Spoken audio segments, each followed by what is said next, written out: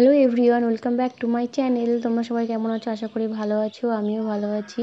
তা আজকে চলে এসেছি তোমার একটা নতুন একটা ব্লগ নিয়ে। অনেকদিন পর বলতে সত্যি প্রায় 2 সপ্তাহ পরে।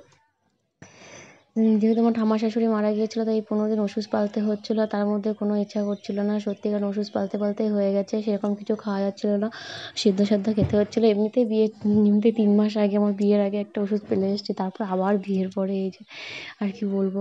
তাই 15 দিন ওষুধ পালতে হয়ে গেছে, সিদ্ধ খেতে হয়ে গেছে। তাই বাড়ি বসে একটু ঘি বানাচ্ছিলাম। তো আজকে তোমাদের সঙ্গে সেটাই শেয়ার করব যে কীভাবে ঘি বানাচ্ছিলাম। আর কে ঘি বানাতে পারো আমাকে প্লিজ অবশ্যই কমেন্ট করে জানিও।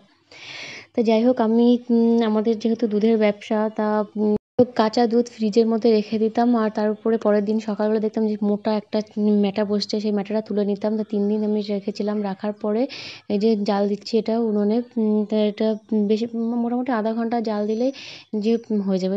তো যাই হোক, এটা প্রায় হয়েই এসছে। আর এরপরে এটা একটা সাদা কাপড়ের মধ্যে ঢেলে দিয়ে ছেঁকে নিতে হবে, ব্যাস, তারপরে ঘি রেডি। তো যারা এখনও আমার চ্যানেলটিকে সাবস্ক্রাইব করোনি তারা প্লিজ আমার চ্যানেলটিকে সাবস্ক্রাইব করে দিও, একটা লাইক কমেন্ট শেয়ার অবশ্যই করে দিও, ভুলো না। যাই হোক, তোমাদের সাপোর্টটা খুবই দরকার। তোমরা সাপোর্ট না করলে কিছুই হবে না। তা তোমরা সবাই সত্যিই খুব ভালো থেকো, সুস্থ থেকো, আর আমার পাশে থেকো অবশ্যই। তারপর আজকের ভিডিওটা এই পর্যন্তই। কথা হবে পরের কোনো ব্লগে। বাই।